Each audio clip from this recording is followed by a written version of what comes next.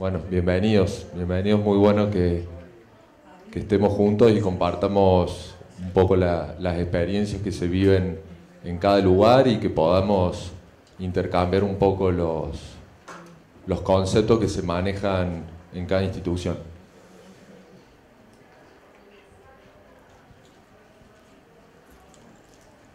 Bueno, ahora va a hablar Florencia Fleitas, que es residente de tercer año del Hospital de Clínicas de Montevideo, Uruguay, y nos va a presentar un caso de distrofia corneal.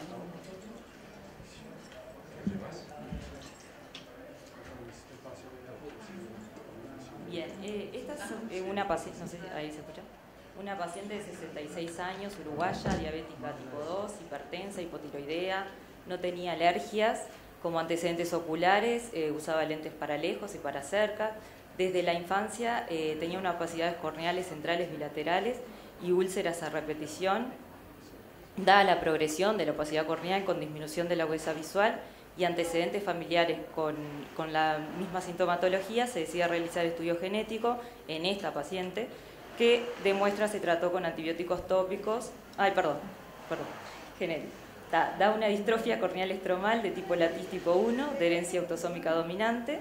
Se detectó la mutación arginina 124 cistina en el gen TGFB1. Entonces, en 2010 se hace una queratoplastia penetrante en el ojo derecho, en el 2012 en el ojo izquierdo. En el ojo izquierdo empieza a presentar úlceras a repetición que se tratan con antibióticos tópicos y lubricantes tópicos, oftalmológicos, y se realiza facomulsificación en los dos ojos en el 2018. Luego se realiza capsulotomía en ambos ojos en el 2021 y en este año, en marzo, presenta una perforación del botón corneal del ojo izquierdo por una úlcera, en el contexto de una úlcera corneal, y se realiza una nueva queratoplastia penetrante. Como vimos que tenía múltiples familiares con la misma sintomatología, hicimos un familiograma. Los dos casos de arriba, perdón, no sé, ¿se ve flechita? No.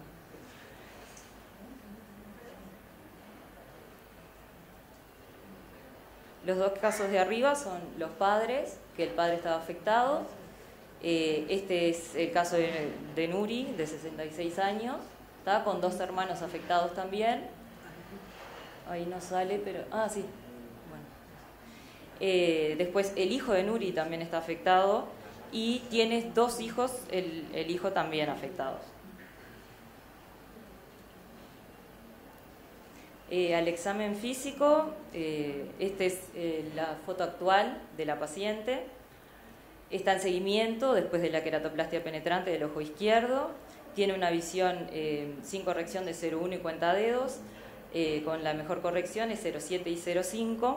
Ahí vemos el botón corneal, transparente, sin elementos de rechazo, con neovasos periféricos, un poquito, tenía leves. Puntos continentes estaban y sin Seidel. La IOL estaba normoposicionada y la presión estaba en 14 en ambos ojos y el fondo de ojo era normal.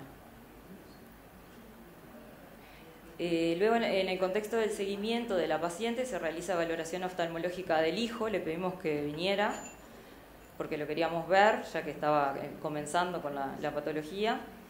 Él tiene 40 años, es sano, y los antecedentes personales oculares a destacar nos contaba que había tenido úlceras a repetición en los dos ojos desde la infancia. Él veía sin corrección 0,6 y 0,2 y la mejor corregida era 1 y 0,6. Acá lo que vemos es en la lámpara de hendidura, vemos opacidades corneales, lineales, no sé si ustedes sí los ven bien ahí, lineales, en patrón reticular del estroma anterior, con compromiso periférico en el ojo derecho, por eso veía bastante bien, y en el ojo izquierdo tenía más central también. Como breve marco teórico, las distrofias corneales son trastornos lentamente progresivos, generalmente bilaterales, no asociados a fenómenos inflamatorios con opacificaciones variables de la córnea y sus respectivas complicaciones como disminución de la agudeza visual, úlceras, fotofobias y ojo seco. Se deben a mutaciones genéticas que conducen a la acumulación de depósitos por la transcripción de proteínas aberrantes y según sus características biomicroscópicas e histopatológicas se clasifican según la capa de la córnea que afectan principalmente, siguiendo la última clasificación del Comité Internacional de las Distrofias Corneales. Esta, que es una distrofia corneal tipo latiz, la latiz, la granular y la de Abelino, están localizadas en el mismo mapa cromosómico 5q31 dentro de las distrofias epiteliales estromales. Todas están causadas por una variación diferente en el mismo gen y son autosómicas dominantes. Es causada por una sustitución de un par de bases de cistina, timina en el nucleótido 417 en el exón 4 del TGFB1 y la mutación es arginina 124 cistina. Típicamente se manifiesta en la primera década de la vida, como pasó en estos pacientes, y se caracteriza por opacidades amiloides corneales en forma de líneas ramificadas en el centro de la córnea. Estas progresan hacia puntos, líneas más gruesas con aumento de las opacidades corneales estromales anteriores, y la localización subepitelial de los depósitos suele dar lugar a erosiones e irregularidades de la superficie corneal. La sensibilidad corneal se ve reducida y son comunes las erosiones corneales recurrentes. El examen histopatológico revela una atrofia epitelial con degeneración de las células epiteliales basales, panus y disrupción del grosor o ausencia de la capa de Bowman que progresa con la edad. Se ven depósitos amiloides y de colágenos distorsionando la configuración de las láminas corneales. Estos depósitos se consideran que provienen de alteraciones intracelulares, representando agregaciones de la proteína TGFB1 mutada. Las líneas presentan un doble contorno, tiñen con rojo pongo, paz y tricrómico de Mason. Los queratinocitos en las zonas afectadas se encuentran afectados en número y con mayor vacuolización. El manejo. Bueno, el manejo, por lo que vimos, se hace según la sintomatología, según lo que leímos. Cuando tenemos erosiones recurrentes, usamos lubricantes tópicos y lentes de contacto terapéuticos. Cuando tenemos erosiones corneales recurrentes, ya podemos pasar a la terapia terapéutica. Cuando vemos irregularidades visualmente significativas y o la cicatrización subepitelial. La opacificación estromal es visualmente significativa. Ahí, cuando es visualmente significativa, ahí capaz no vamos a hacer la queratectomía fotorrefractiva y está indicada la lamelar, la queratectomía lamelar. Si bien la queratoplastia puede restaurar la claridad de la córnea, esta patología recurre más rápidamente que la distrofia corneal macular o granular y que genera depósitos recurrentes que aparecen en el injerto en tan solo 3 años después de la queratoplastia. Acá busqué artículos, en realidad este es un artículo, es una review de la queratectomía fototerapéutica. En realidad en este estudio, en este artículo se vieron cuando se realizó la queratectomía fototerapéutica para enfermedades de la córnea anterior como distrofias corneales, degeneraciones corneales, cicatrices y queratopatía en forma de banda. El objetivo en el artículo era discutir las indicaciones terapéuticas y en realidad era para varias patologías de la córnea. En este caso, lo que a mí nos importó era la distrofia latiz, que indicaba la queratectomía fototerapéutica para las erosiones epiteliales repetidas y si había cicatrices también. El objetivo principal es formar complejos de adhesión entre el epitelio y el estroma mediante la ablación de la capa de Bowman, y con las recurrencias de la distrofia también se puede llegar a repetir este procedimiento, aunque si la córnea es demasiado delgada, en realidad lo ideal sería una queratoplastia. Este es otro estudio de corneal dystrophy del 2017. Acá se vieron francés, tratamientos médicos, que en realidad el tratamiento médico es con gotas para favorecer la cicatrización, ungüentos, agentes erisperosmóticos y lentes de contacto terapéuticos. Después, como terapia de segunda línea, se utilizan tratamientos quirúrgicos menos invasivos, como la queratectomía fototerapéutica, que ya la vimos anteriormente, y la queratectomía lamelar. Eventualmente se pueden utilizar procedimientos más invasivos, como la queratoplastia lamelar o penetrante y la queratoplastia lamelar anterior, ahora se prefiere a la queratoplastia penetrante, por lo que dice el artículo, aunque esta última sigue siendo la última opción posible en algunos casos. Nuevamente en este artículo menciona que el tratamiento está motivado por los signos y síntomas del paciente y está... Sí, está. Después de este otro artículo también lo que vio era la terapia según la etapa de la distrofia corneal en que se encontraba, y también si la terapia era conservadora, con geles ungüentos al principio, o la aplicación de lentes de contacto terapéutico, y si las abrasiones continuaban, se hacía queratectomía fototerapéutica con un láser excimer de 193 nanómetros, y que es el método actual de elección. Puede repetirse varias veces, como ya lo dijimos, también decía en este artículo, y los objetivos principales son, según el diagnóstico, eliminar las opacidades superficiales, regularizar la superficie y tratar el astigmatismo irregular y mejorar la adherencia del epitelio. Este es un artículo que encontré como una nueva estrategia, ¿tá? En realidad son 4 pacientes nomás que hicieron, que le hicieron este procedimiento, y fue a 6 ojos que se le hicieron. En el estudio se investigó la eficacia del debridamiento del epitelio corneal, seguido de la aplicación de colirios de fibronectina autóloga en el tratamiento de pacientes con esta mutación. Esto fue en el 2006 y 2008, se realizó debridamiento del epitelio corneal con espátula en la zona pupilar, tras lo cual se administró colirios con fibronectina purificada a partir de suero autólogo 4 veces al día durante 2 semanas para favorecer la migración epitelial. También se aplicaron levofloxacina y betametasona tópicas 4 veces al día durante 1 mes, y se vio que mejoró la agudeza visual entre 2 y 4 meses después del procedimiento, y por lo que este tratamiento podría retrasar la utilización de la terapia de la queratoplastia fototerapéutica o la queratoplastia penetrante, la malar. Perdón, mis nervios.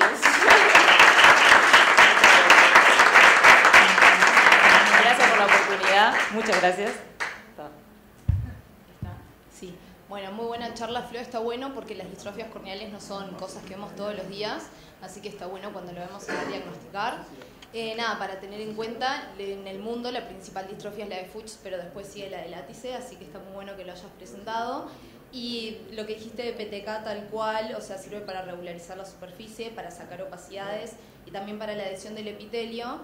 Es fundamental, si querés usarla como función de sacar la opacidad, hacer un OCT para ver la profundidad, porque hay que tener en cuenta que algunos autores hablan de 100 micras, otros dicen 80 sin contar el epitelio, pero bueno, si ves que el haze mayor o las opacidades son por debajo de eso, no te va a valer tanto la pena, digamos. Bien.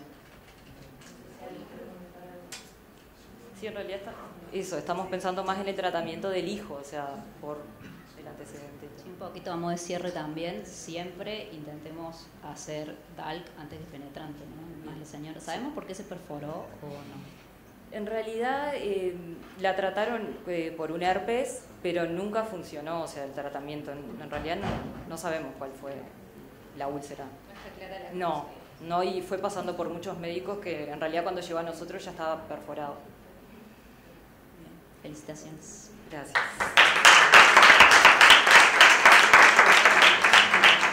Hay unos cambios en el programa porque un doctor lamentablemente no pudo venir, así que pase el doctor Cruz, cordobés, de Clínica de Ojos Freire Joel. Que mangue a la computadora de la doctora. Qué raro.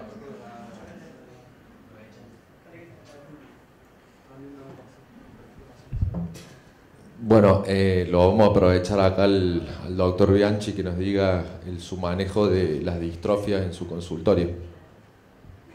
Yo se las dejo a Tiziano en la puerta y salgo corriendo. Bueno, mi único foco no es la córnea, o sea, yo tengo varios focos de cirugía. Y como dice la doctora, la principal distrofia es la distrofia de Fuchs, y por ahí es la que más estamos acostumbrados a ver. No tenemos mucho más, o sea, existen las otras tipos de distrofias. Yo no tengo un gran volumen de distrofias en mi consulta diaria. Me vienen a ver, hay muy pocas que producen una disminución en la visión de las cuales yo veo, de las cuales necesiten un tratamiento real en la consulta diaria. Yo tratamiento con PTK realmente no recuerdo haber realizado en los últimos tiempos, pero bueno, sí es eso. Y creo que un futuro también puede llegar a ser las quinasas, los colirios que producen migración celular, así que quizás de acá a 10 años estemos utilizando eso.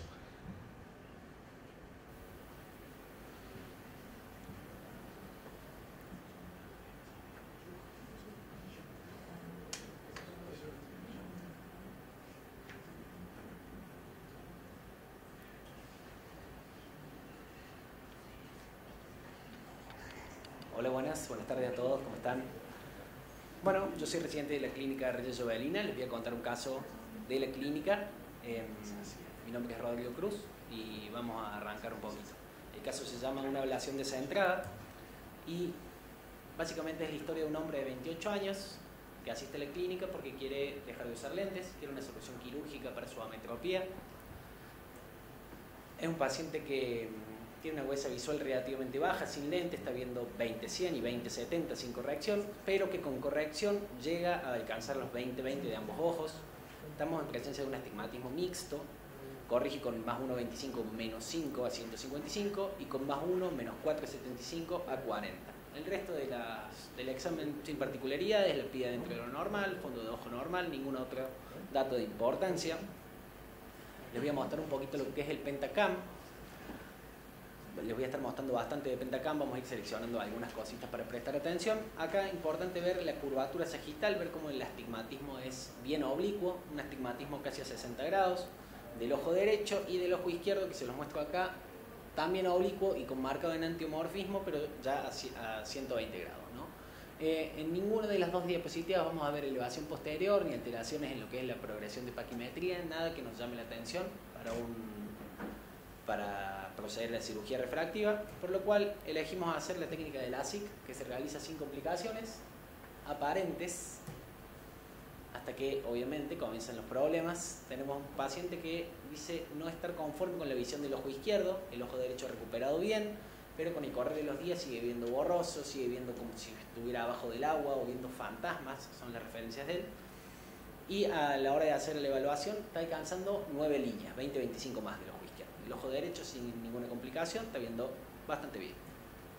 Se procede a hacer un Pentacam de control y podemos ver ambos ojos, ojo derecho y ojo izquierdo. El ojo derecho está bastante bien ablacionado, tenemos muy pocas diferencias en los 4 milímetros centrales, pero en el ojo izquierdo tenemos un salto dióptrico muy importante.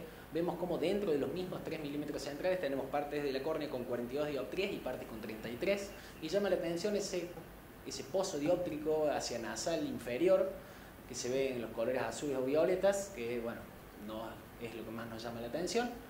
Se lo estudia un poquito más a fondo y llegamos al diagnóstico de una ablación descentrada en ojo izquierdo. La ablación descentrada ocurre cuando la zona óptica tratada no es la zona óptica, no es el eje pupilar. Entonces, esta energía que debía actuar sobre la zona óptica no ha ocurrido todo en esa zona, sino que se ha desviado, y esto puede deberse a varias causas: mala fijación del paciente, poca colaboración, que nosotros hagamos el LASIK con la cabeza tilteada, y también lo que sospechamos que ha sido en este caso, fallas en el eye tracker. Los LASIK más viejos tienen más tendencia a la falla del eye tracker que los más nuevos. Ahora cuentan con varios métodos de seguridad, los viejos no tanto.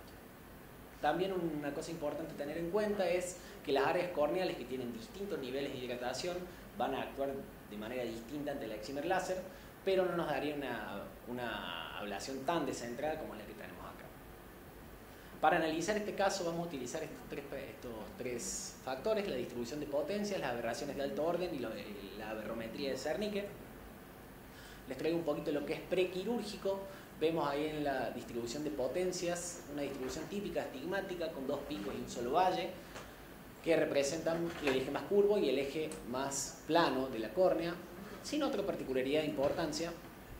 Y en la aberrometría de Zernike nos vamos a concentrar en lo que es coma y aberración esférica, también un poquito el trefoil. pero esos son nuestros dos casos principales. Acá vemos que está bien bajo, 0,1, 0,08, la aberración esférica en 0,2, todo eso prequirúrgico. Les hablo un poquito de lo que es el coma. El coma es una aberración de tipo telescópica que ocurre cuando los rayos atraviesan un lente y esos lentes no hacen un foco estigmático, sino que van a hacer esta proyección en forma de barrilete o cometa, de ahí viene el nombre, puede ser vertical u horizontal, y ahí está visto un poquito mejor. Y ya lo que es la aberración esférica, arriba vemos un paciente sin aberración esférica y abajo ya sí lo tiene, ocurre cuando los rayos que están más perpendiculares hacen foco por delante que los rayos que pasan paraxiales o centrales a un lente, en este caso la córnea. Vemos como los rayos violetas hacen foco muy por delante y los rayos verdes un poquito por detrás y los rayos rojos bien por detrás, y ahí tenemos una aberración esférica positiva. Bueno, cuando analizamos la distribución de potencias vemos una forma bien aberrada, en forma de babosa, no sé si hay algo más para definirlo, que va desde los 42 hasta los 34, es bien amplio, y hay muy pocas partes de la córnea que tienen cada una distribución distinta, una potencia distinta que la otra, por lo cual tenemos esta visión tan mala del paciente. Y cuando analizamos los High Order Aberrations, que los tenemos ahí, está muy elevado con 0,8. Y básicamente el High Order Aberration es un promedio de todas estas aberraciones de Zernike, pero nos vamos a concentrar en las que dije recién. Tenemos el coma francamente elevado, 1.2, 1.4, estas alteraciones normalmente están elevadas en los pacientes que tienen queratocono, y tenemos algo que llama la atención, que es la aberración esférica negativa. La aberración esférica negativa es lo contrario de lo que hablamos recién, que los rayos periféricos hacen foco por detrás, no por delante. Entonces, también, obviamente eso molesta al paciente, pero ya tenemos un cambio total en lo que es la aberración esférica. Bueno, ¿qué decidimos hacer? Una ablación personalizada. Guiada por un ORSCAM, lo introducimos en el láser, el Tecnolas 317 de la clínica, y se procede a realizar la ablación, que vamos a ver si anda el video. Anda el video. Se cubre con un Merocel el flap, la bisagra, y se procede a hacer una ablación con el programa Sioptics HD. Es un programa de Bausch y Lomb que considera que es Sioptics HD, habla de lo que son ablaciones personalizadas. Bueno, se hace un análisis a los 15 días, vamos a ver la distribución de potencias nuevamente. Ahora ya está mucho más corto, mucho menos aberrado, pero tiene 3 picos y 2 valles, ¿sí? Hablamos de una córnea que es multifocal, pero tenemos una marcada disminución en las aberraciones de alto orden, que estaba en 0,8, 0,9, y si nos fijamos en los 3 milímetros centrales está mucho más regularizado que recién. El pozo óptico ha quedado bien en la periferia. Si nos fijamos en lo que son las aberraciones, tenemos el coma y a 0 y a 90 grados que han disminuido, ha subido el trefoil y la aberración esférica ha tendido francamente hacia abajo, bien negativa. Ahí tenemos para comparar, pasamos de un coma de 1.2 y 1.4 a 1 y 0,5, y la aberración esférica, que ya era negativa, se vuelve francamente negativa. Bueno, ¿qué nos dice el paciente? Veo un poquito mejor, pero sigue disconfort.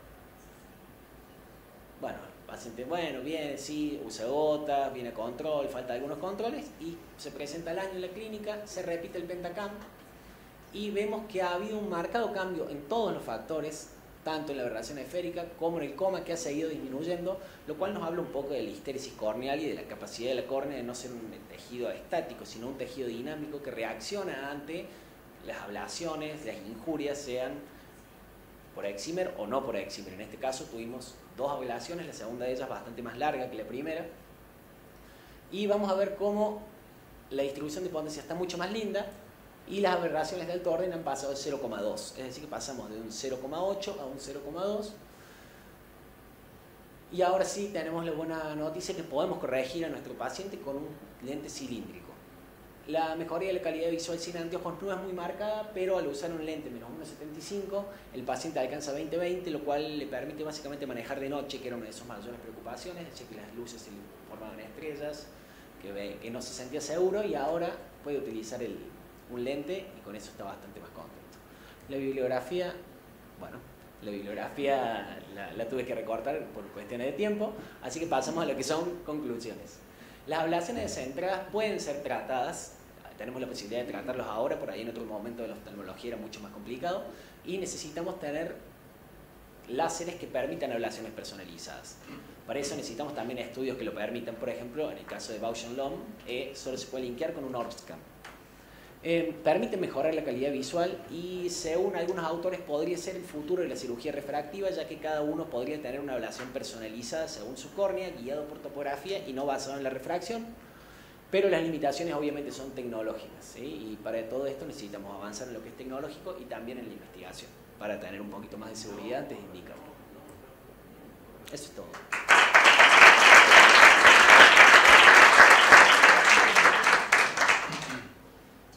Te hago una consulta.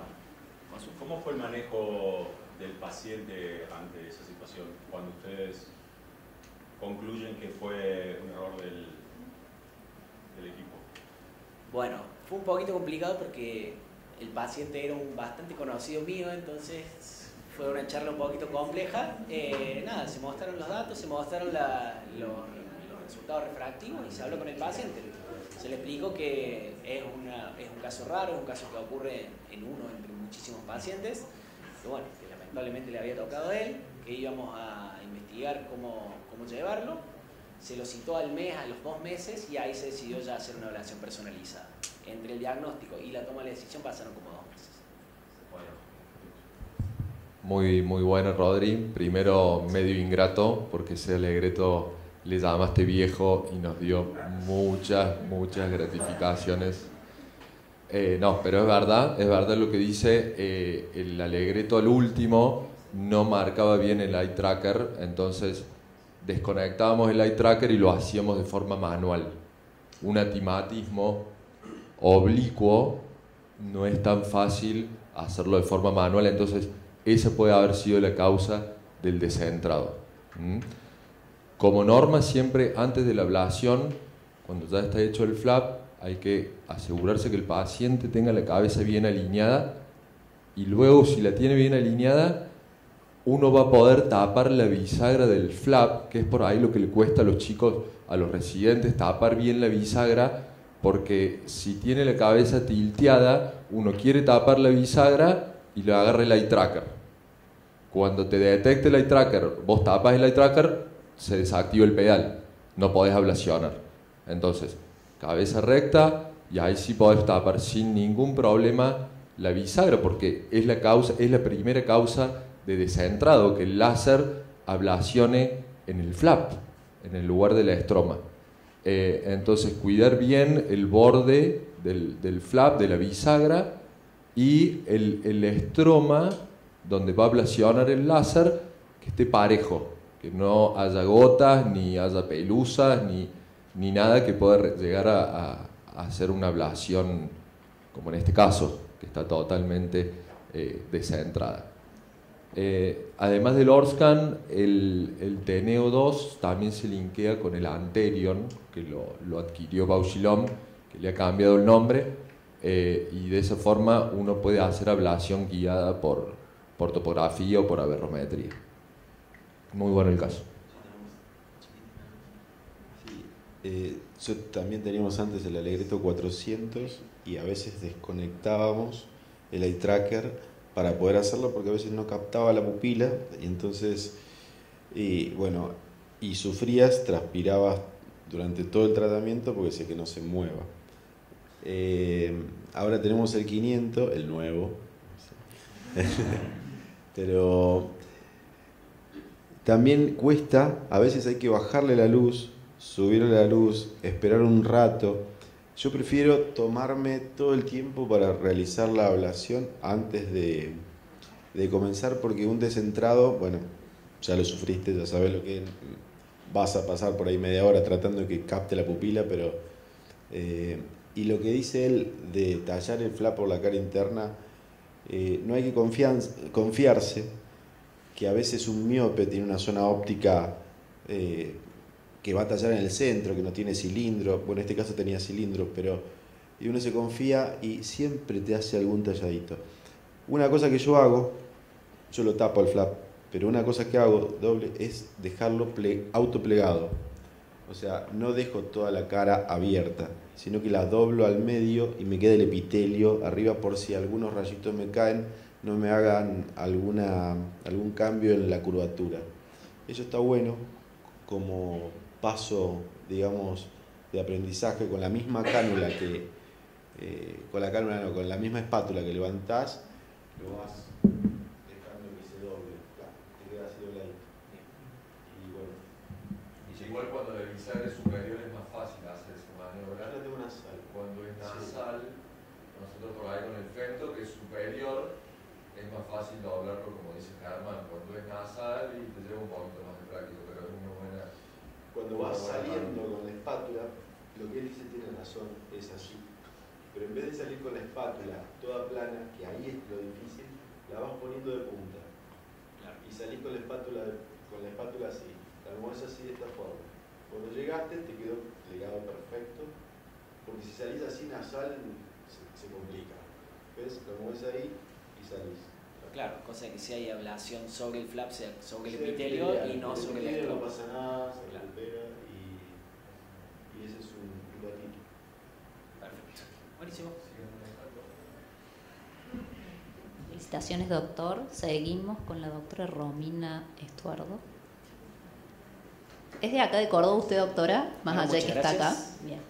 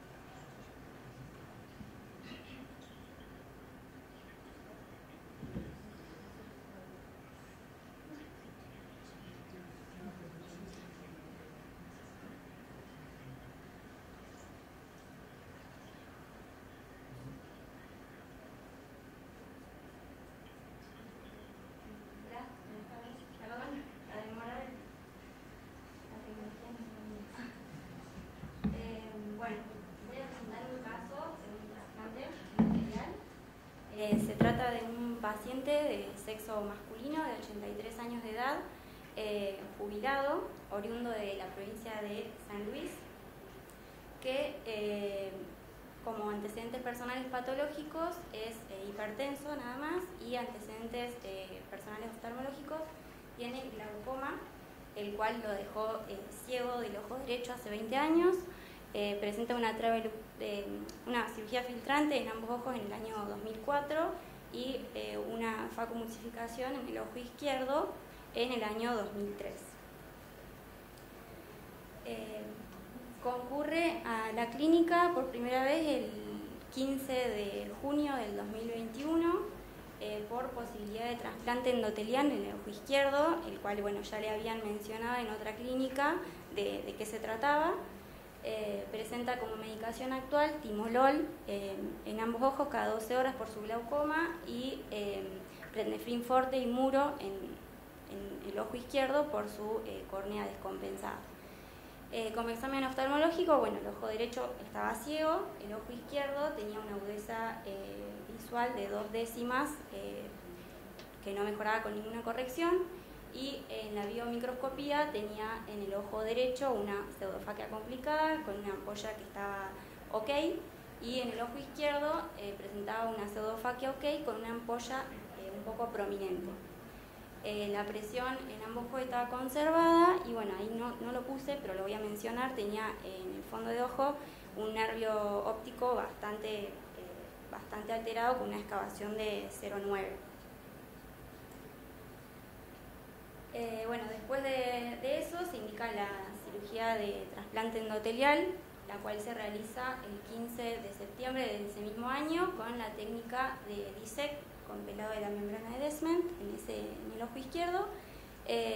Y bueno, concurre a controles posteriores con muy buena evolución, presentando el día 25 del 10, 40 días posteriores más o menos, una agudeza visual en ese ojo de 5 décimas, la cual no mejoraba con corrección. La pío seguía estable y en cuanto a la biomicroscopía presentaba un botón endotelial que estaba ok y que estaba transparente. Bueno, luego de esto no concurrió más a los controles y concurre nuevamente el 3 de abril de este año, presentando ojo rojo, disminución de la agudeza visual. Hacía 2 meses que por cuestiones personales decidió no ir a la clínica y seguir atendiéndose en San Luis con su oftalmóloga de allá de su pueblo. Seguía con la misma medicación y al examen oftalmológico nos encontramos que en ese ojo la agudeza visual había bajado a 1 décima y se encontraba el botón endotelial opaco con un edema de córnea y unos pliegues bastante importantes. Entonces se indica un retrasplante en el ojo izquierdo, el cual se realiza el 12 de agosto de este mismo año. Entonces, ahí lo que vamos a ver es, bueno, ponemos la paracentesis, por la cual vamos a poner luego el mantenedor de cámara con un scraper de Meyer. Lo que hacemos es sacar toda la membrana de Descemet, que terminamos de sacar con una brusela porque se complicó bastante con una pinza más chiquita, así que decidimos sacarla con una más grande. Ahí lo posicionamos para ver que el botón haya salido todo completo y colocamos el mantenedor de cámara. Bueno, después realizamos la paracentesis y la incisión principal por la cual vamos a poner el botón.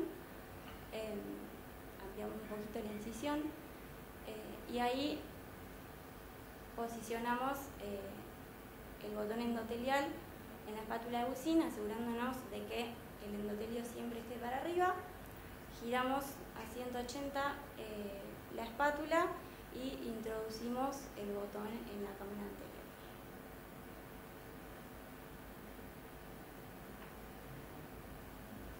Lo posicionamos y ahí realizamos unos pequeños golpecitos sobre la córnea para que el botón termine de desplegarse.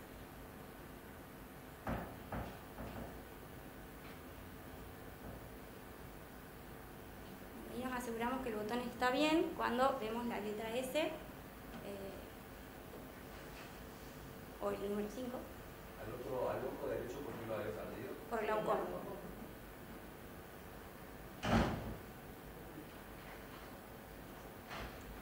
Y bueno, y ahí colocamos el aire para presurizar la cámara anterior y asegurarnos de que el botón se adhiera al estroma.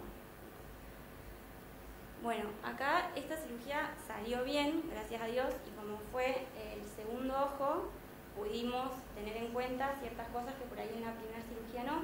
En la primera cirugía nos sucedió que al poner este aire en la cámara anterior, el paciente al tener una ampolla prominente en ese ojo, bueno, al poner el aire se perdía y se iba la ampolla.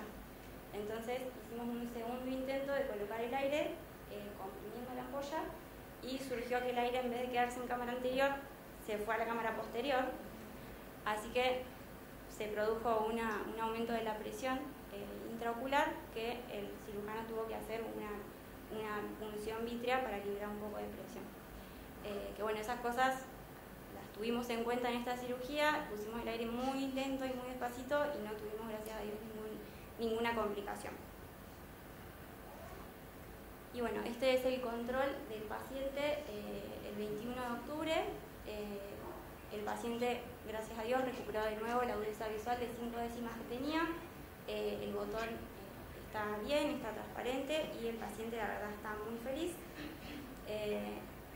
Acá, esa es la primera imagen, es del paciente cómo llegó a a la consulta viendo una décima, y esta foto, aunque parece otro ojo, es una foto del mismo paciente, es de ese viernes que yo lo vi, viernes 21, que fue a la clínica del control, y se ve la verdad bastante bien. Bueno, y acá encontramos en un reporte de casos de un estudio que se hizo en Madrid, que reportaba un 24% más o menos de casos de que había una dislocación del injerto en pacientes con cirugías filtrantes previas. No sabemos si por ese tema de que el aire se iba o por qué, pero no se adhería al botón y tuvo un 24% de complicaciones de cirugías. Así que bueno, ese es mi caso para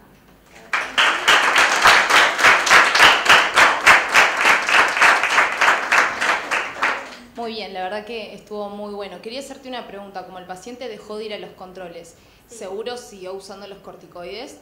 ¿Tienen seguridad de eso? No tenemos seguridad, pero según el paciente, él siguió con el permethrin y el muro en ese ojo hasta que nosotros lo controlamos. Y es un paciente que suele cumplir con los controles, de hecho, y con la medicación. ¿Ahora?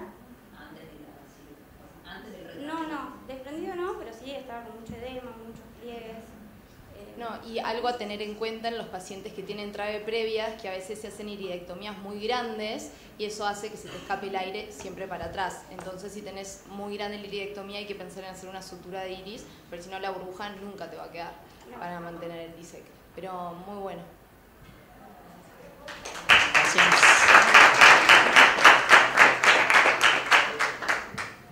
Muchas gracias. Ahora vamos a invitar a pasar a Robinson Barrientos, que nos acompaña de Venezuela y nos va a presentar una catarata traumática.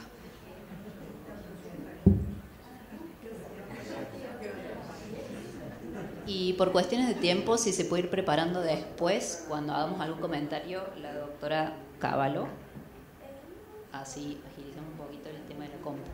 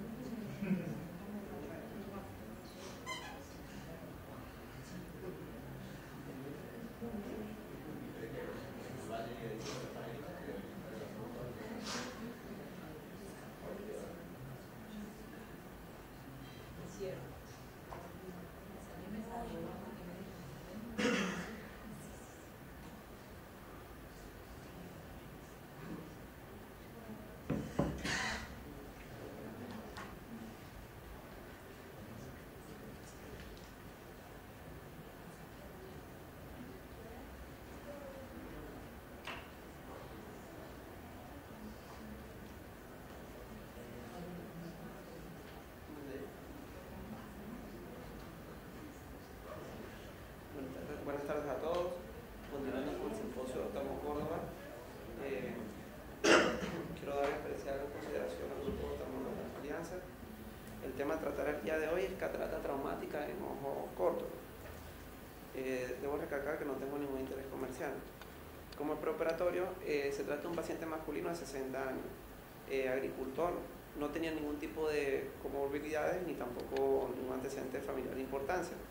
El diagnóstico de entrada fue un trauma ocular cerrado tipo contuso en zona 2 complicado con una catarata traumática. Al momento de la exploración tenía una agudeza visual sin corrección de 20/400 y 20/70 con presiones de 16 milímetros de mercurio y consideración de una longitud axial de 22 milímetros con una profundidad de la cámara de 2.3. El segmento anterior pueden ver en la imagen una catarata nuclear 2, cortical 3, y su capsular 2 es de acuerdo a la escala de clasificación tipo log 3 y un fondo de ojo normal. He aquí un video donde vemos la realización de la cirugía. Se empieza con una cirugía con incisiones secuenciales. Tengo que tener en cuenta que fue un ojo izquierdo, a pesar de que yo soy derecho, se realizó la cirugía por el puerto accesorio por el lado izquierdo, ya que el paciente tenía en toda la región nasal, tenía múltiples laceraciones y dificultad para mantener lo que es la acomodación y la posición de la mano a ese nivel. Se empieza con la colocación de la lidocaína intracameral. En este caso, a mí me gusta siempre en estos pacientes hacer tinción capsular para ver también el remanente y también precisar algún tipo de laceración en lo que es la zónula o más allá de lo que es el plano del iris. Este paciente no tenía muy buena dilatación, por lo que se procede a hacer una dilatación y siempre posicionando debajo del iris para ampliar el surco y poder hacer la capsulorhexia de una manera más uniforme. La realización de la capsulorhexia fue netamente con la mano izquierda, un poco dificultosa. Sin embargo, creo que se puede utilizar lo que es el plano iridiano para tratar de hacerla circular continua, como pueden ver en la imagen. Siempre ayudándose con un segundo instrumental para tratar de mantener la posición del ojo. Los pacientes casi siempre en estos casos, el momento de utilizar el pivote a nivel de lo que es la utrata, siempre tiende a prolaxar o a colapsar la cámara. Entonces esto es importante mantener un plano en el aire. Siempre sin que vemos puede ser reformando la cámara con viscoelástico. Se procede a hacer una hidrodisección continua para tratar de permeabilizar lo que es los restos corticales. Se hacen en los planos de hora 7 y hora 3, se hace rotación de toda la catarata y posteriormente vamos a empezar la emulsificación. Como pueden ver allí, la pinza de mano se instaura por el puerto del lado izquierdo y se utiliza un chopper accesorio. Casi siempre a veces es dificultoso utilizar la segunda mano, sin embargo podemos solamente mantener la pieza de mano en el plano iridiano a nivel en la zona central, evitando no lesionar en este caso el endotelio ni tampoco ir hacia muy profundo para tratar de hacer un daño en la zónula. Se hace técnicas de shock. Generalmente en este tipo de cirugías de catarata en ojos cortos se prefieren las técnicas endocapsulares por encima de las supracapsulares por el daño de la endoteliana, evitando siempre que el riesgo inherente de que pueda haber una ruptura capsular posterior inadvertida. En este caso fue un poco más complejo porque el paciente tenía una catarata traumática y como ven la dureza del cristalino, realmente era dificultoso el abordaje. El video sale un poco descentrado porque el paciente en la cirugía siempre tendría tendencia a moverse, entonces era dificultoso porque también estaba trabajando con la mano izquierda y no podía mantener la posición centrada en el microscopio. Se procede a retirar todo lo que son los fragmentos nucleares. Una vez que se extrae el primero, los demás fragmentos manteniéndose en una posición en la zona central, en el plano de seguridad, con la ayuda del segundo instrumento puede ser mucho más fácil la realización de la facomulsificación. Vemos que siempre que tenemos colapso de la cámara podemos utilizar un vacío más bajo y utilizando una facomulsificación en cámara lenta o slow motion, como se prefiere. Aquí vemos que también un tips que también puedo darle, uno puede ampliar la incisión y poder prolaxar a través de la incisión principal, tratando de no realizar tanto ultrasonido para evitar el daño endotelial, y podemos hacer una extracción de lo que es de lo que son los restos corticales. A veces en estos casos el astigmatismo estaba más inducido hacia la zona del 180 grados, hacia el lado temporal, por eso también se prefirió hacer ese tipo de incisión hacia ese nivel. Siempre podemos utilizar la técnica de soft shield para tratar de hacer una protección sobre lo que es el endotelio y también tener una buena profundidad de la cámara anterior. Por último, si vemos que la cámara tiende a colapsar, podemos terminar la facomulsificación con solo aspiración, como vemos en el video. En este caso, ya el paciente, ya al remover lo que es la corteza final y el plano y la corteza epinuclear, podemos estar más tranquilos y podemos utilizar el segundo instrumento en lo que se conoce como la técnica cruciforme para tratar de evitar algún surge que puede provocar un toque inadvertido de lo que es la cápsula posterior. Este caso fue sumamente difícil porque el paciente no tenía buena dilatación, era una zona, un caso social, en ese momento no tenía tampoco retractores de iris, ni tampoco algún instrumental accesorio para poder profundizar. Se intentó colocar un poco de adrenalina, pero realmente el paciente no tuvo ningún tipo de dilatación durante toda la cirugía. Un punto importante, al colocar mucho vacío y hacer mucha irrigación en lo que es en el ojo, el paciente, siempre ven que el paciente tiene tendencia a moverse, entonces podemos utilizar vacío bajo y bajando lo que es la irrigación. En la catarata no requería tampoco alto poder que originara tampoco hacer ningún tipo de maniobras accesorias. Aquí procedemos a lo que es la extracción de lo que es los restos corticales. Empezamos por los restos corticales subincisionales y posteriormente extraemos de la periferia hacia el centro para tratar de hacer lo que es una limpieza cortical. Aquí hay una cierta tendencia, como pueden ver, ya que se había hecho una ampliación de lo que es la herida principal. Por eso se usó ese capuchón del tipo Alcon para tratar de mantener la cámara un poco más estable. Se coloca la viscoelástico y se procede a la implantación del lente en el saco capsular. Aquí podemos tener en cuenta que tenemos que hacer un buen hidrosellado de los puertos y tener en cuenta que siempre al inicio podemos tener incisiones muy largas que pueden tener tendencia a lo que es el prolapso del iris. En algunos casos se prefieren incisiones un poco más cortas y biseladas y tratar de siempre ir un poco hacia el plano, hacia el área escleral. Como podemos ver, el paciente el primer día tenía un edema postoperatorio significativo con presencia de pliegue grado 2, tenía una burbuja de aire en cámara anterior, que realmente el paciente no tenía una buena visualización en el primer día postoperatorio, pero era propio del producto del trauma quirúrgico.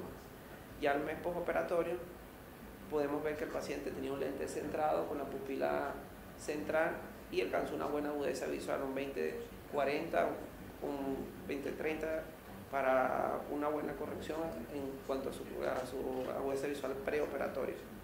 Aquí como tips para indicarle, tenemos que tener en cuenta que la evaluación preoperatoria en estos casos es mandatoria. Uno, evaluando lo que es la córnea, viendo también lo que es el contagio endotelial, evaluando también los defectos zonulares que pueden estar solapados. En algunos casos, este caso fue sumamente difícil porque el paciente no dilataba muy bien. El paciente, por tener una cámara estrecha, también era dificultoso las maniobras intraoperatorias y en sus defectos las maniobras intracamerales. Un punto importante es el cálculo del lente intraocular. Generalmente, como un paciente tiene longitudes axiales un ojo corto, si tenemos en cuenta que 1 milímetro de mercurio, un milímetro de longitud axial puede originar 3 o 4 dioptrías de error refractivo, en estos casos podemos a veces tener un cálculo erróneo de un margen de un 3-4 dioptrías.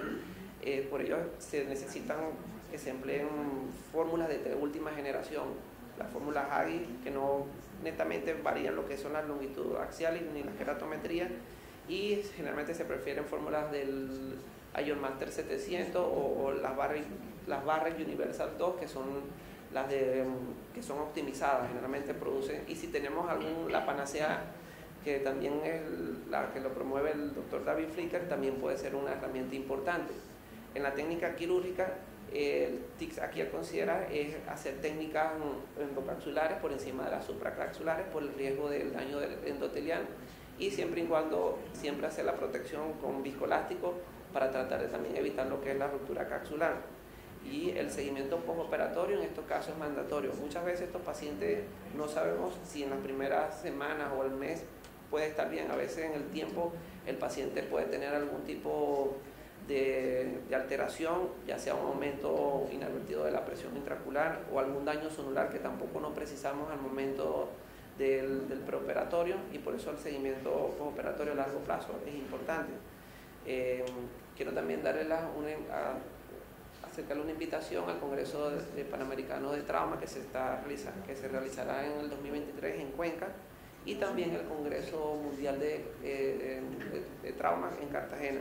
El de trauma en Cartagena aún no tenemos la fecha a definir, pero ya la fecha del Congreso de Cuenca sí está, y tendremos la participación del doctor Ahmed, que ya confirmó la asistencia, y su fellow, la doctora Tiziana Di Francesco, también estará allí presente. Bueno, muchas gracias.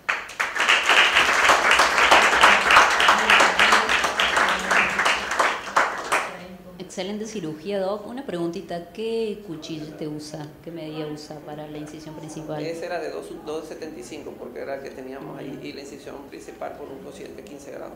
¿Qué lente colocaste? Es un lente monofocal o flexible de una sola pieza, ¿no? El Icril, creo que era la marca.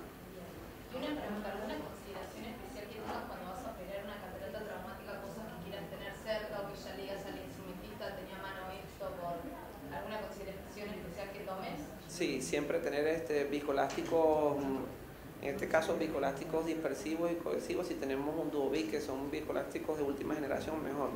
Aquí importante también, como no tenía una buena dilatación, siempre tener al Sultripan, porque me dio la seguridad, porque estaba haciendo la rexis con la mano izquierda para tratar de hacer una rexis lo más idónea posible y poder tratar de sacar la catarata sin tener ningún trauma, un riesgo de que fuera a hacer una ruptura capsular en el momento que hiciera la rexis, ¿no? Sí, por ahí para todos nosotros que estamos empezando y que a veces nos manejamos más en el ámbito privado, si tenemos los medios, como él refirió, me hubiese hecho falta ganchos para dilatar. Los ganchos. Mientras nosotros tengamos, pidamos que nos den todo, porque cuando empezamos y no vemos, rompemos. Entonces, claro, y tomar en cuenta, hay otro tip también que se puede utilizar, casi siempre si el paciente es hipertenso, en este caso se usó, pero el paciente no dilató mucho. Se puede agarrar una jeringuilla de un cc, o sea, de 10 cc de solución fisiológica, se toma un cc y se toma una gota de adrenalina, y se puede pasar también en la misma solución. Pero el paciente, si son hipertensos o diabéticos, puede también tener tendencia a que le aumente la presión intraocular, entonces hay más aumento de presión positiva y el paciente puede haber riesgos también de que el núcleo se vaya a cavidad vítrea. Y está muy bueno también lo que dijiste del postoperatorio, porque los pacientes con un trauma con uso tan importante que es una catarata, es importante seguirlo controlando también, como dijiste, por el riesgo de que hagan glaucoma en un momento, glaucoma de acceso angular. Exacto. Exactamente. bueno, felicitaciones, doctor. Bueno, muchas gracias.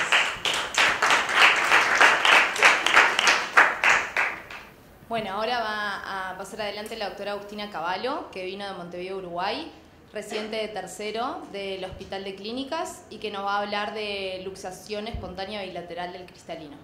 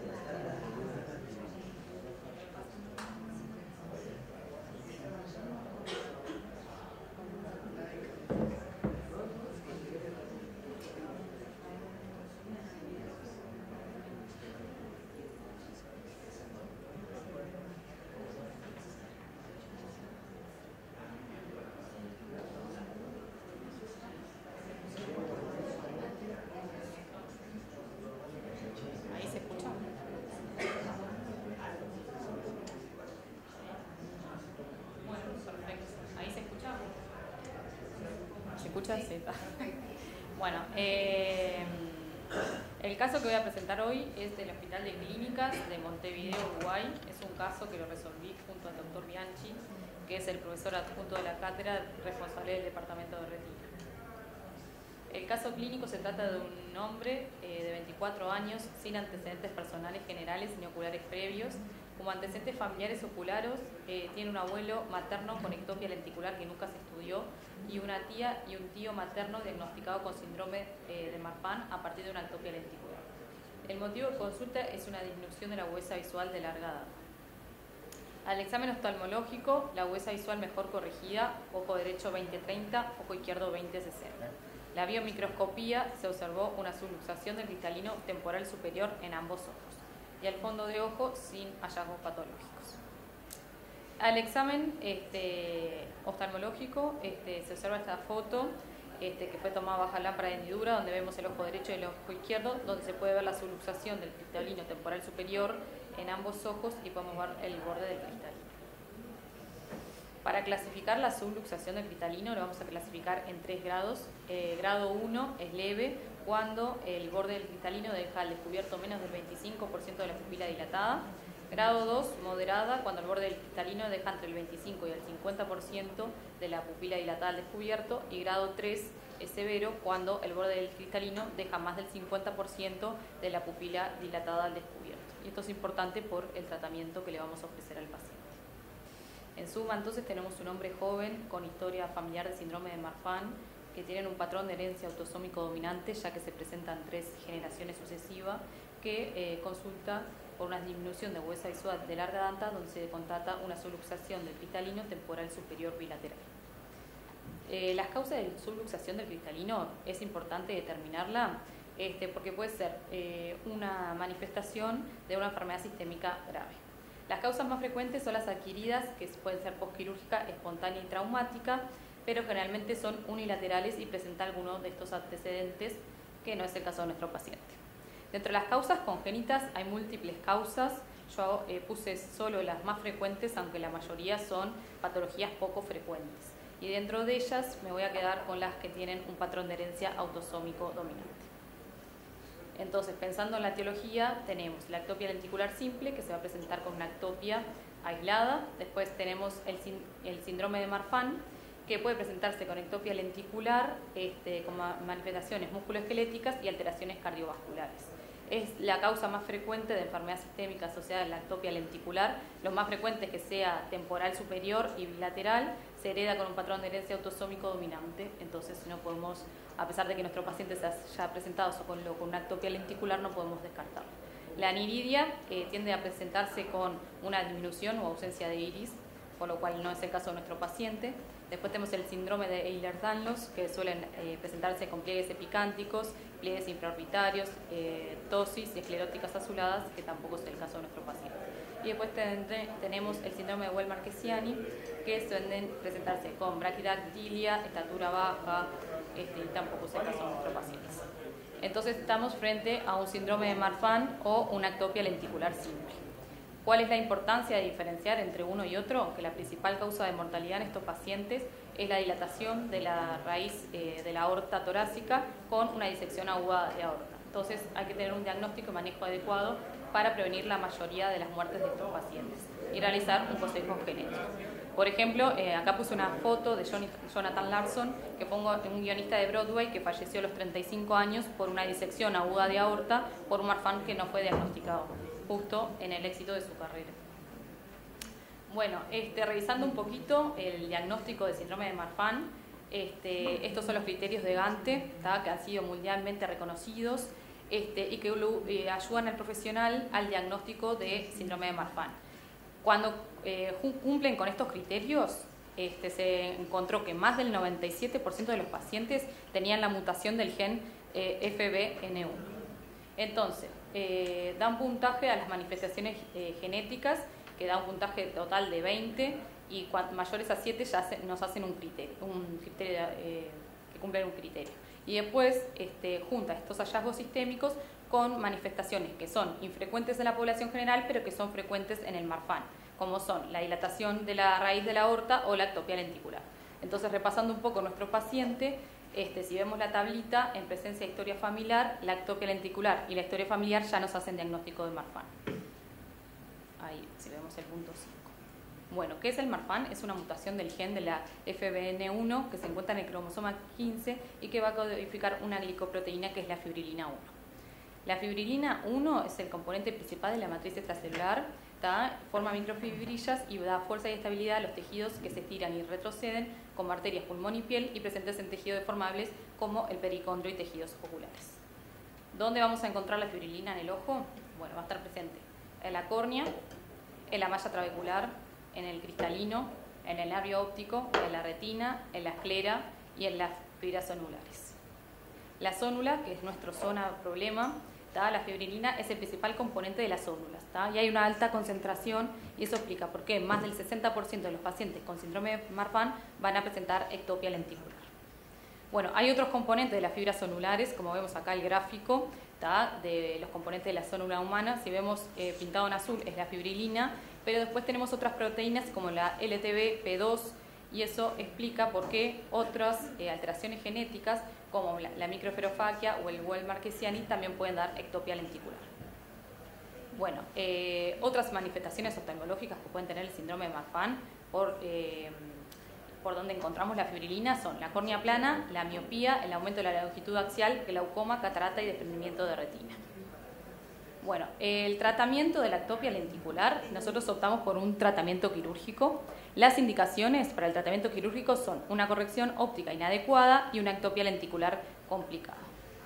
Bueno, la elección de la técnica para implante de lío sin soporte capsular va a depender en gran medida de la edad del paciente, de las condiciones oculares, la anatomía ocular del paciente y el nivel de destrezas del cirujano. Podemos colocar un lío de cámara anterior, podemos utilizar una técnica con suturas que puede estar suturada a iris o a esclera, o técnicas sin suturas que puede ser con adhesivos biológicos o la técnica del Yamane. La técnica ideal va a ser aquella que sea rápida, poco invasiva, técnica reproducible, insumos disponibles y estable a largo plazo. Nosotros optamos por la técnica del Yamane, que la técnica del Yamane fue descrita por Jean Yamane en el año 2014, que es una de las técnicas actualmente más difundidas para el tratamiento de la faquia, y este artículo fue publicado en el 2017, donde realiza algunas modificaciones de la técnica original, que fue la que utilizamos en nuestro paciente, que después voy a detallar. ¿Por qué elegimos Yamane nosotros? Los resultados de estudios han mostrado una tasa de complicaciones bajas, siendo la complicación más frecuente la captura del iris. En el estudio de Jean Yamane, un 8% de los pacientes presentaron captura del iris. Por lo tanto, la técnica decimos que es una técnica menos invasiva, que no requiere suturas, no requiere soporte capsular ni iris, logra una buena fijación de la lente, tenemos una posición efectiva de la lente predecible, menor compromiso sobre el endotelio corneal, evitamos complicaciones de la sutura, menor riesgo de bloqueo pupilar, iritis crónica, hipertensión ocular, glaucoma, uveitis, glaucoma y pema. No requiere material sofisticado, una vez dominada la técnica, la misma es relativamente rápida, y es beneficiosa para pacientes con glaucoma, ya que la conjuntiva está intacta, con una lente colocada con una posición anatómicamente más correcta, que luego podemos colocar un dispositivo de drenaje. Y además tenemos una buena experiencia del cirujano con buenos resultados. La lente elegida para la potencia, utilizamos la misma potencia que el cálculo para el saco capsular. Esto es porque ha dado buenos resultados visuales postoperatorios. La lío que colocamos en este paciente fue la lío Sensar, que es una lío de 3 piezas acrílico hidrofóbica, que utilizamos el modelo AR40E, que las características de la áptica que son flexibles, estilo C, y el material es polimetilmetacrilato de núcleo azul. Las otras líos, las ideales, son líos de 3 piezas con las ápticas de PDBF, que estas ápticas son más fáciles de manipular y se deforman armónicamente con el calor.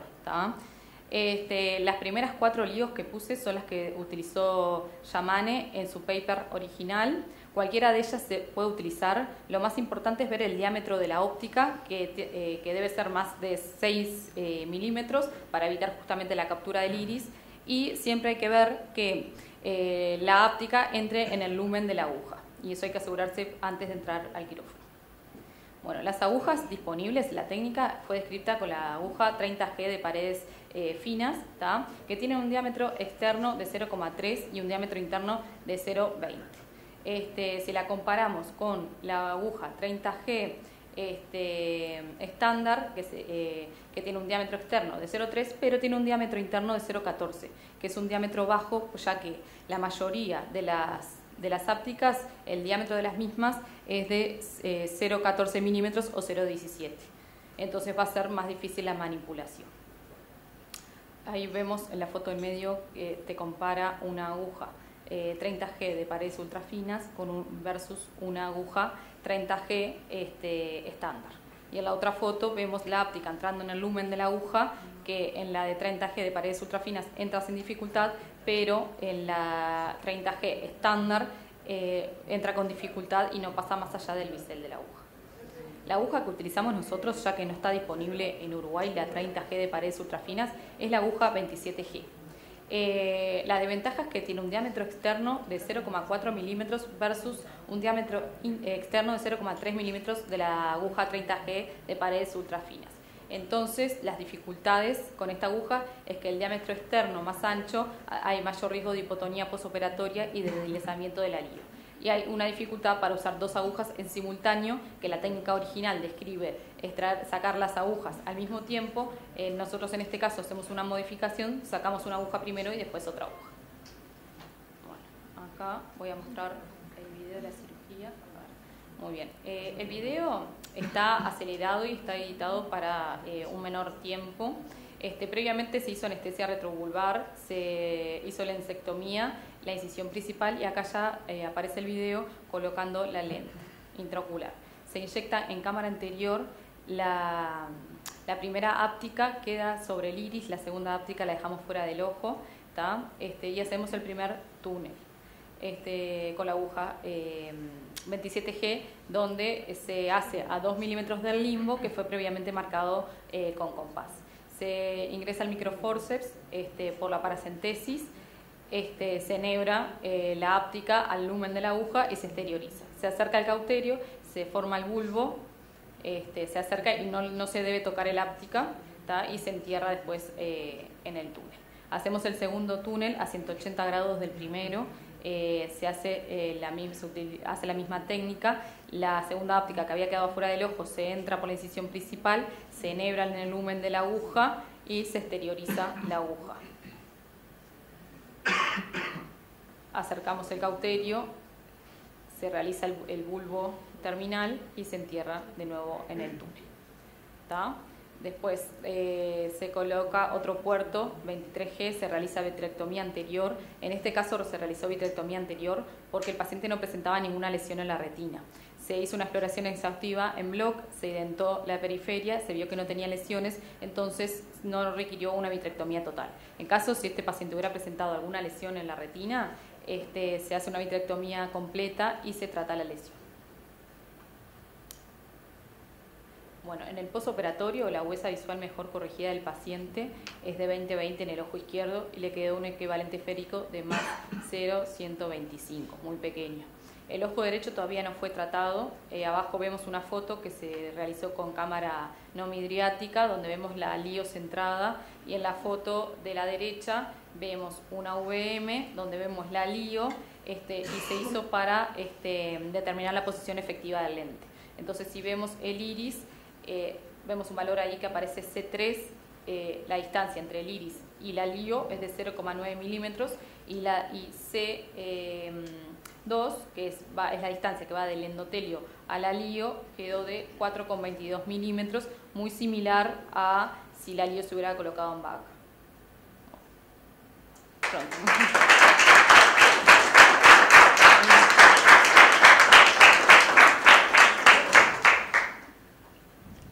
La verdad que impresionante, y impresionante el resultado quirúrgico refractivo del paciente, siendo un paciente tan complejo que quedó viendo 20/20 sin corrección.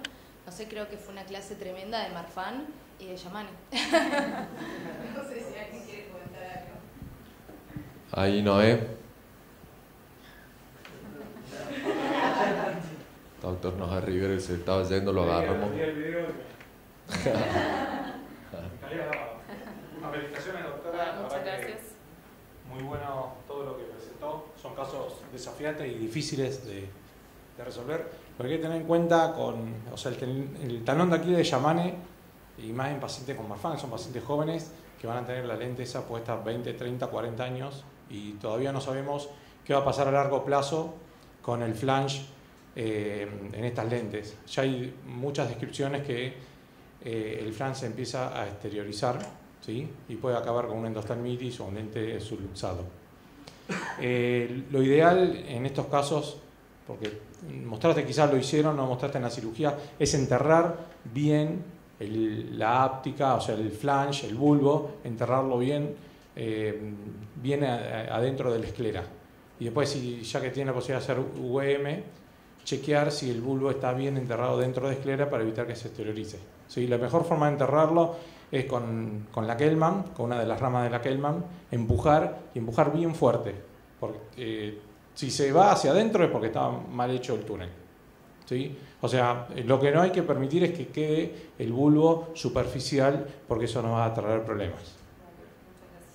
Y bueno, y también cuando uno está empezando, la lente de Alcon es la más difícil de hacer la técnica Yamane, porque la áptica no es en C, es en J, es muy cerrada y hace que se complique enhebrar las agujas. Y cuando yo empecé con la técnica hacía lo mismo que vos, quemaba la primera áptica, pero después se hacía muy difícil, porque ya estaba fija la lente, se hacía muy difícil enhebrar la segunda áptica. Lo que te recomendaría es que enhebraste la primera áptica, la dejes ahí, enhebrar la segunda, porque vos vas a poder, al tener libre la segunda óptica, vas a poder manipular mejor el lente, porque la técnica Yamane lo más difícil es enhebrar la segunda óptica.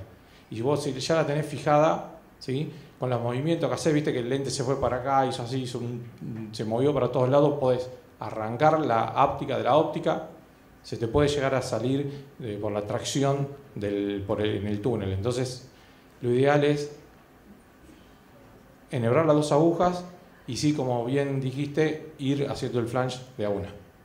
¿Usted qué aguja usa?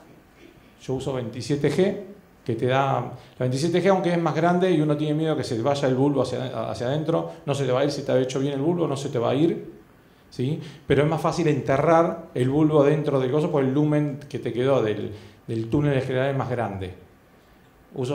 Tengo 30G de thin wall y 27G. Si uso 30G thin wall, hago un pequeño túnel escleral que lo describió el doctor Valvecchia, que para evitar que quede el bulbo superficial, que quede bien intraescleral. Y si yo uso 27G, es más fácil enterrarlo. Y lo que habíamos hablado, creo que fue ayer, tener en cuenta que el Marfan no es una sonulopatía, simplemente una alteración embriológica del cristalino. Por lo tanto, el resto de las zónulas, donde no está el coloboma, es zónula normal, ¿sí? Entonces, a veces con un anillo de tensión capsular, si no es un coloboma tan importante, se puede solucionar y salvar el VAC capsular, poder colocar el lente en el VAC.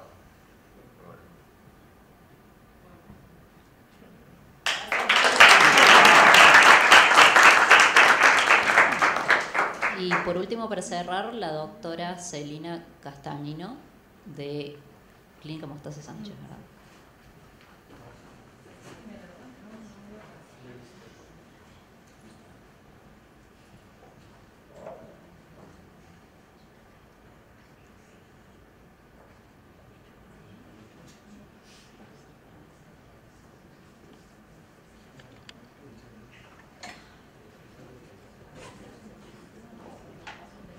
Bueno, hasta que la doctora puede tener su presentación, no sé si hablaron que es muy importante todas estas técnicas tener una vitrectomía prolija, ¿sí? Vía anterior o vía posterior, pero todas estas técnicas tenemos que tener, no tiene que haber vitrio en la cavidad vítrea anterior, ni obviamente ni en la cavidad en la cámara anterior, ¿sí?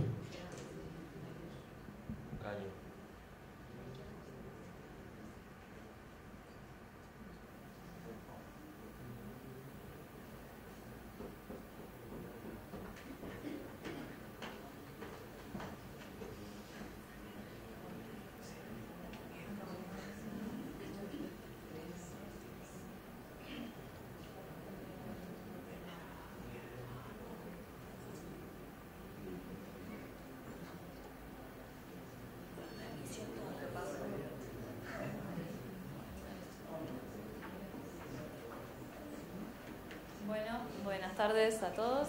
Mi nombre es Celina Castañino, soy residente de segundo año del Instituto Mostaza Sánchez y vengo a compartirles un caso clínico, una paciente mujer de 32 años de edad que se presentó por guardia en agosto de este año, refiriendo como motivo de consulta una disminución súbita de la agudeza visual en ambos ojos de menos de 24 horas de evolución. Al interrogatorio la paciente no nos refirió ningún antecedente personal patológico ni medicamentoso de relevancia y como antecedente oftalmológico presentaba una cirugía refractiva de tipo LASIK realizada en ambos ojos en marzo de 2020, con un examen oftalmológico normal constatado en el año 2021. En ese momento, el año pasado, su refracción podemos ver que era en el ojo derecho de menos 0,25 y menos 0,50 a 10 grados, alcanzando una agudeza visual de 10 décimas sin corrección, y en ojo izquierdo era de menos 0,50 y menos 0,25 a 5 grados, también alcanzando una agudeza visual de 10 décimas sin corrección. En el momento en que se nos presenta a nosotros por la guardia, podemos ver que su examen oftalmológico había cambiado totalmente, su refracción era de menos 5,50 y menos 0,50 a 12 grados en ojo derecho, y en ojo izquierdo de menos 5 y menos 0,50 a 10 grados. Con esa refracción alcanzaba una agudeza visual de 1 décima sin corrección y llegaba a ver 9 décimas con una esfera de menos 5. La presión intraocular estaba en 32 milímetros de mercurio en ojo derecho y 35 en el izquierdo, y al examen con lupa de 90 vimos que las características maculares y papilares eran totalmente normales. Al examen con lámpara de hendidura constatamos que en ambos ojos la córnea estaba clara, el flap de la cirugía refractiva estaba correcto, pero nos llamó la atención, como se ve en la imagen, que la cámara anterior estaba bastante estrecha. Sus pupilas estaban reactivas y su ángulo iridio corneal aparentaba estar prácticamente cerrado, por lo que decidimos realizarle una gonioscopía, pero no logramos identificar ninguna estructura en ella porque su ángulo estaba totalmente cerrado. Teniendo en cuenta estos hallazgos clínicos, que estamos ante un cuadro agudo de miopización y de cierre angular bilateral, decidimos pedir ciertos métodos complementarios. Uno de los métodos que pedimos fue un OCT visante para valorar la amplitud de la cámara anterior y las características angulares. Como podemos ver en las imágenes, la amplitud estaba disminuida, la cámara anterior medía 1,5 milímetros y los ángulos iridiocorneales prácticamente estaban en aposición en ambos ojos. Pedimos también una ultrabiomicroscopía que no se ve muy buena calidad, pero nos sirvió para corroborar que la amplitud de la cámara anterior estaba disminuida. Podemos ver en la imagen acá arriba un edema del cuerpo ciliar y nos llamó la atención cómo acá el espesor del cristalino estaba aumentado de tamaño. Habiendo corroborado nuestros hallazgos clínicos con estos métodos complementarios, comenzamos a enumerar posibles diagnósticos diferenciales para nuestra patología y fue así que pensamos en causas sistémicas, oftalmológicas y farmacológicas que puedan llegar a dar un cuadro de miopización aguda con cierre angular. Dentro de las causas sistémicas pensamos en las colagenopatías como el síndrome de Marfan, el de Weill-Marchesani y la homocistinuria, pero los descartamos primero porque la paciente no presentaba las características fenotípicas de estos síndromes, segundo porque a la biomicroscopía no se evidenciaba un cristalino subluxado, y tercero porque suele dar como alteraciones refractivas astigmatismo a estas colagenopatías, y el cuadro de nuestra paciente era puramente miópico.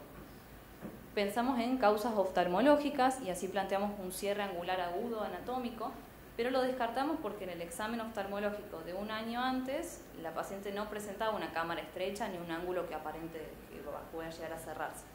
También pensamos en un síndrome de fusión uveal idiopático y en un glaucoma maligno. Y dentro de las causas farmacológicas enumeramos los fármacos que dan como reacción adversa a un cierre angular agudo. Entre ellos destaco los sulfaderivados como la acetazolamida, el topiramato y el cotrimoxazol, los antidepresivos inhibidores de la recaptación de la serotonina y los agonistas adrenérgicos. Nosotros prácticamente descartamos los dos primeros grupos de causas y nos orientamos más hacia una posible causa farmacológica, que la paciente esté tomando algún medicamento y que le haya dado como reacción adversa un cierre angular. Es por eso que decidimos reinterrogar a la paciente, preguntarle si realmente tenía alguna patología de base o si estaba consumiendo algún medicamento que ella haya decidido omitir en la primera anamnesis.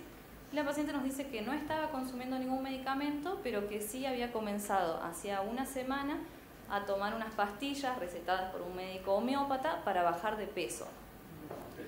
Le pedimos ver el contenido de esas pastillas y vemos acá un frasco de arriba contenían fentermina, que es una anfetamina, topiramato, que es una sulfamida, y en el frasco de acá abajo tenía tabor, que en realidad es lorazepam, vitol, misacolide, que es un laxante, y el resto de compuestos también son laxantes. Sí, no tiene nada de homeopático. Eran todos para bajar de peso. Hacía una semana que tomaba estas pastillas todos los días. Entonces, bueno, teniendo esta información brindada por la paciente, comenzamos a enumerar los datos que teníamos sobre nuestro caso para así armar una sospecha diagnóstica. Tengamos en cuenta que estamos ante un cuadro bilateral de miopización y cierre angular agudo en una paciente que no tenía una predisposición anatómica previa para que se cierre su ángulo.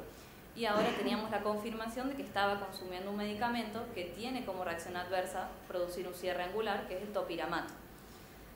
Buscamos a ver si encontramos algún estudio multicéntrico que nos confirme la asociación entre el consumo de topiramato y el cierre angular, y encontramos todos estos reportes de casos de profesionales oftalmólogos que compartían su experiencia en el consultorio. Fue así que nosotros planteamos como diagnóstico definitivo un cuadro de miopización e hipertensión ocular por cierre angular asociado al uso de topiramato. El topiramato es una sulfamida que tiene dentro de sus mecanismos de acción ser inhibidor de la anidrasa carbónica. Los usos que se le dan son como antiepiléptico, antimigrañoso, y también se lo está usando para el tratamiento de la obesidad y la bulimia, que es el caso de nuestra paciente. Estas son sus posibles reacciones adversas, dentro de las que se destaca que da anorexia y pérdida de apetito, y es por eso que se lo recetaban a la paciente. Y dentro de las reacciones adversas idiosincrásicas da cierre angular agudo. Al ser idiosincrásica no se sabe bien a qué dosis lo produce, cuánto tiempo de permanencia tiene que tener el organismo para que lo produzca, y no se sabe bien la fisiopatogenia por la que se cierra el ángulo. Lo que sí se sabe es que inicialmente el topiramato produce un edema del cuerpo ciliar al aumentar la concentración de prostaglandina y produce una excursión coroidea porque altera el potencial de membrana bloqueando los canales de sodio y de calcio. Al producir estos dos efectos, se da una rotación anterior de los procesos ciliares, desplazando hacia adelante el diafragma írido cristalino, estrechando la cámara anterior y produciendo así un cierre angular. Todo esto, al alejar el cristalino de la retina, va miopizando el ojo, que es lo que le pasó a nuestra paciente. La conducta terapéutica que decidimos tomar inicialmente fue suspender el tratamiento homeopático con el topiramato y le administramos 250 mililitros de manitol por vía endovenosa, con el objetivo de descender la presión intraocular. En el momento en que ella se presenta tenía unas presiones de 36 y 38 milímetros de mercurio, y a las 2 horas de haberle dado el manitol descendió a 16 y 18, así que fue efectivo el manitol. También lo que buscábamos ver, ya que el manitol deshidrata el vitrio, era ver si traccionaba el diafragma írido cristalino hacia posterior y aflojaba el ángulo, pero no sirvió. La citamos a la paciente a control en 24 horas, logrando ver que su refracción disminuyó. Apenas vino, era de menos 5 y menos 5,50, y ahora vemos que es menos 3,50 y menos 3,75. La fuimos citando periódicamente durante 5 días y logramos ver que el cuadro normalizó al día número 5. Vemos que su refracción ya era igual a la del año pasado, su agudeza visual era de 10 décimas y su presión intraocular estaba en 10 y 12. Y como vemos en la imagen, la amplitud de la cámara anterior volvió a la normalidad. Como conclusión de mi caso, quiero destacar la importancia de realizar una buena anamnesis para poder así arribar a un correcto diagnóstico. Es importante también conocer los efectos adversos medicamentosos y realizar publicaciones científicas para así generar evidencia y poder estandarizar mejor el manejo de estos casos. Muchas gracias.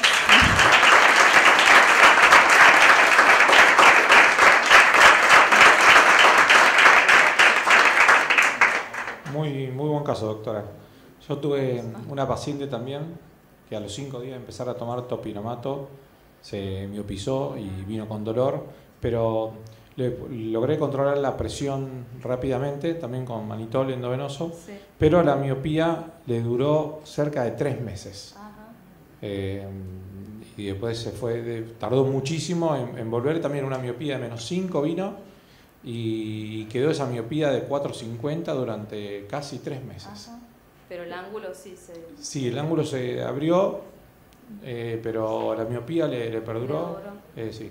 Y bueno, y después se fue resolviendo. Y ya hay varios reportes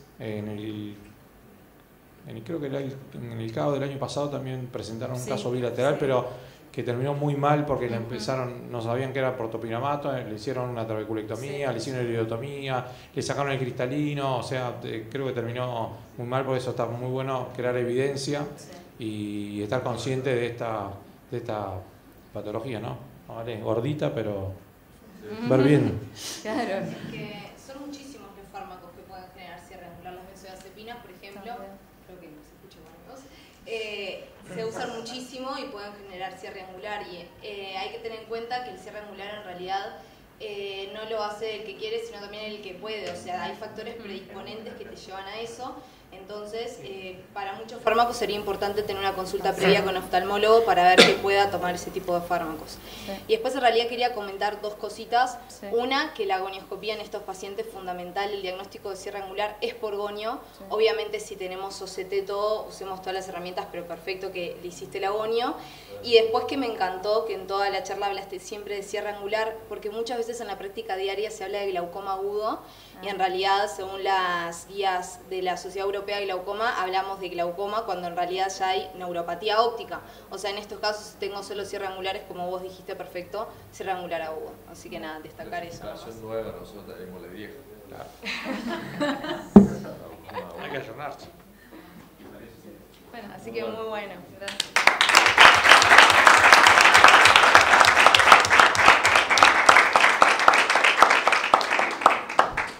Bueno, gracias a todos por venir, por animarse. Compartan con el resto de los colegas jóvenes, porque en algún momento nos va a tocar el salón grande. En un par de años, cuando ellos, claro, ya no puedan estar en el grande, pasamos nosotros. No se retiren los disertantes, que tenemos un regalito para darles. Y bueno, nos vemos el año que viene.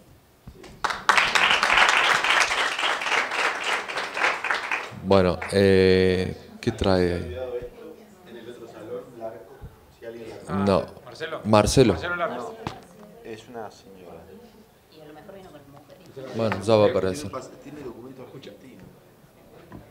Bueno, nada chicos, es muy importante la participación de ustedes, de los oftalmólogos jóvenes, sobre todo de la gente de Córdoba, para, como dije al principio, compartir casos y manejarse entre los residentes o fellow. Está muy bueno que lo puedan hacer y comunicarse para, por ahí uno tiene más llegada entre pares que a veces los más viejos.